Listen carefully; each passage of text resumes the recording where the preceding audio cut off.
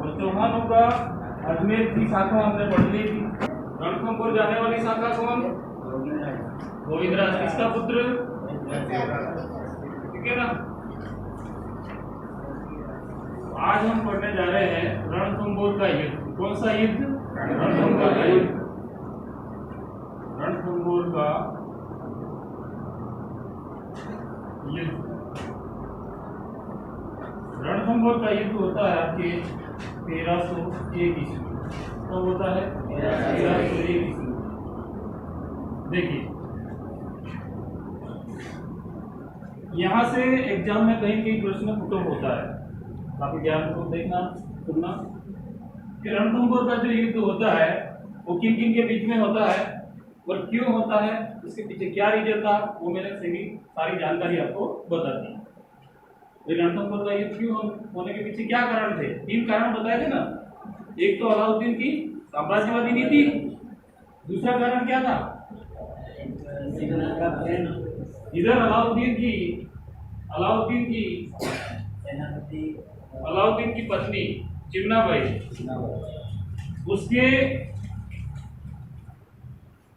उसका अफेयर, उसके सेनापति किसका? अलाउद्दीन का सेनापति कौन?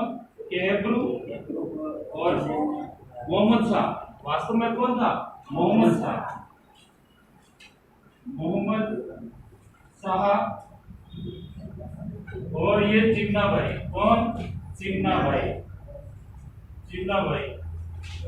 चिमनाबाई और मोहम्मद शाह के बीच में इनका प्रेम प्रसंग चल रहा था। क्या चल रहा था? प्रेम प्रसंग। ठीक। और इसका भाई कौन? केहब्रू। इसका भाई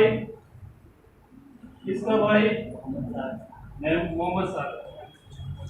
होता क्या है कि ये दोनों अलाउद्दीन खिलजी के सेनापति थे, वहां उसके वहां नौकरी करते थे।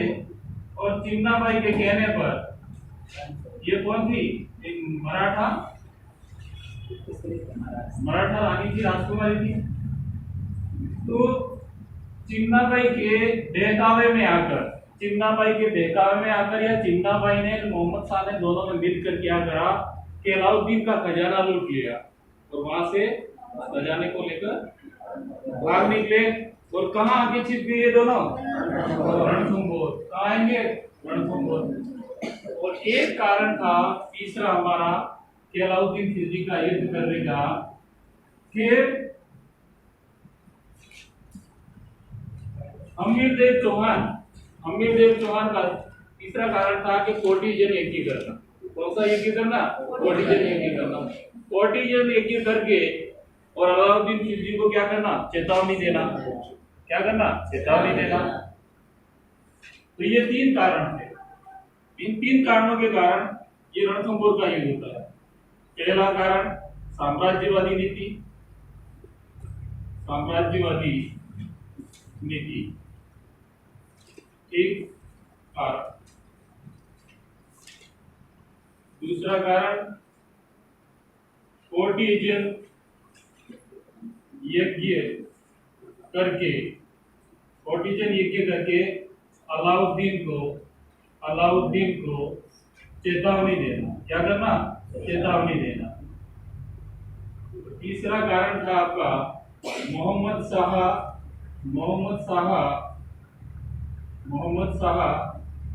व केहब्रू के द्वारा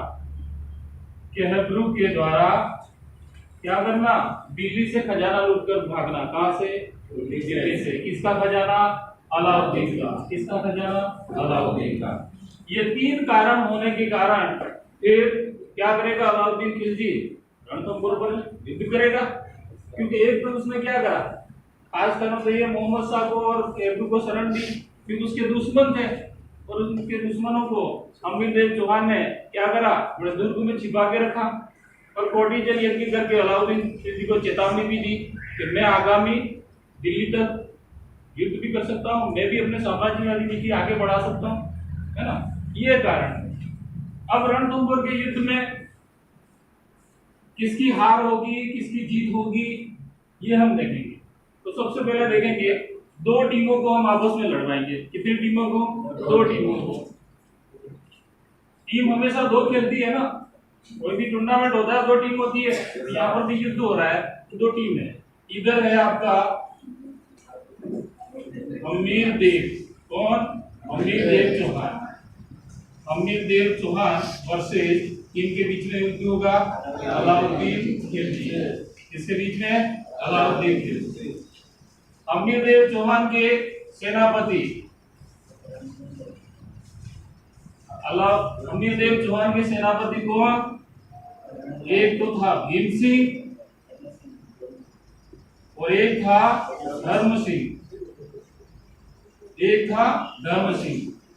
अमीर देव चौहान के साथ में इसके दो सेनापति कौन? एक भीम सिंह और धर्म सिंह।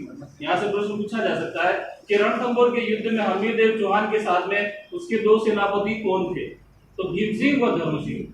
इधर अलाउद्दीन खिलजी के दो सेनापति, एक था नुसरत खां, कौन था? नुसरत खां, और एक था उलुग खां, कौन था? उलुग खां।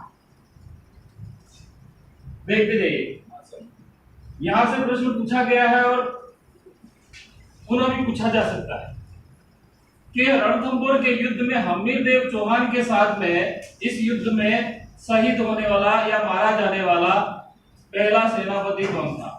तो अमीर देव का यहाँ पर सेनापति मारा जाता है कौन? भीम सिंह। ये इस युद्ध में मारा जाता है। नेक्स्ट प्रश्न ये भी आ सकता है कि अलाउद्दीन खिलजी का वह कौन सा सेनापति था जो रणथंभौर के युद्ध में मारा गया था? कौन मारा गया था? नुसरत खां। कौन मारा गया था? नुसरत खां।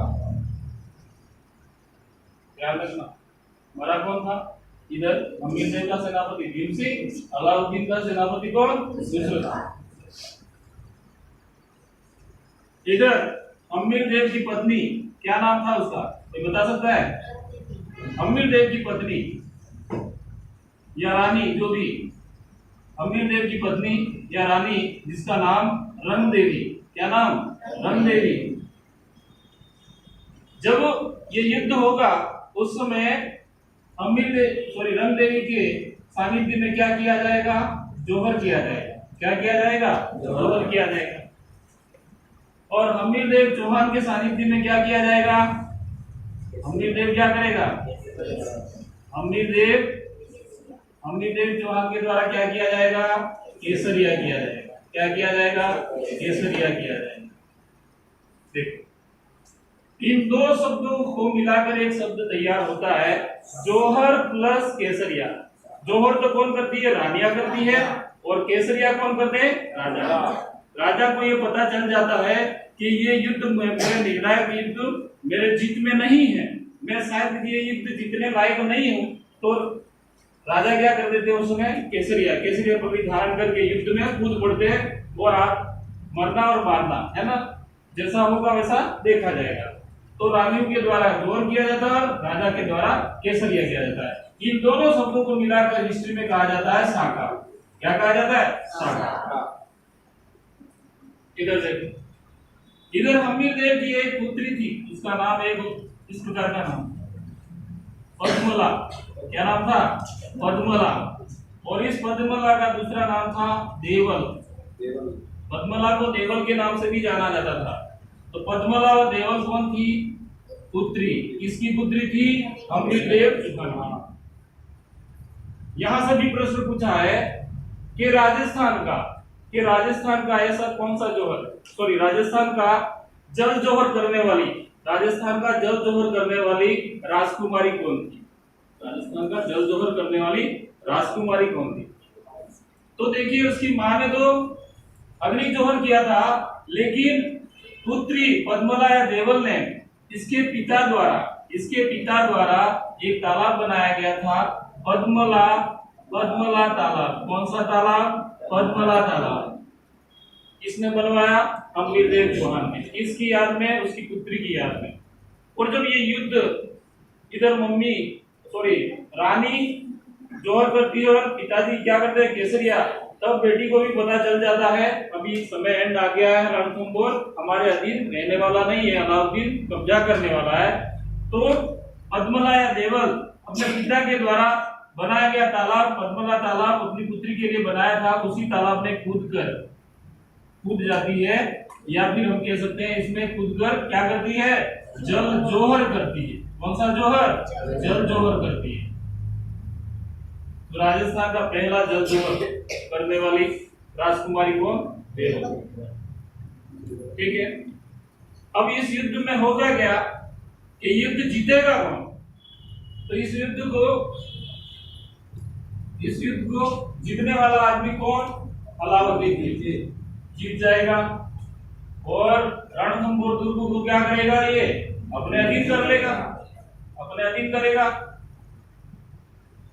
फिर यहां से अपने अधीन करने के बाद में अब अलाउद्दीन खिलजी तो कहां का? दिल्ली का शासक, वो तो रणथंभौर रहेगा नहीं। प्रश्न ये भी पूछा जा सकता है कि रणथंभौर को जीतने के बाद में अलाउद्दीन खिलजी ने रणथंभौर का कार्यभार किस व्यक्ति को सौंपा था? तो रणथंभौर का कार्यभार किसको सौंपा था?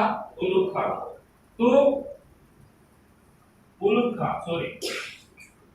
उलुग खां क्या करेगा कि रणथंभौर की दुर्ग को वो संभालेगा, है ना। एक प्रश्न ये आता है कि राजस्थान का पहला शाखा कौन सा शाखा? राजस्थान का पहला शाखा कौन सा? रणथंभौर वाला शाखा राजस्थान का पहला शाखा कहा जाता है। राजस्थान का पहला शाखा कहा जाता है इसको, रणथंभौर वाले शाखे को। कब हुआ ये? 1321। एक प्रश्न यहां से तैयार होगा। ठीक है, फिलहाल यहां तक लिखें। देव चौहान की हार के पीछे एक रीजन है। रीजन क्या था? इसके एक दो सेनापति रणमल और रतिपाल।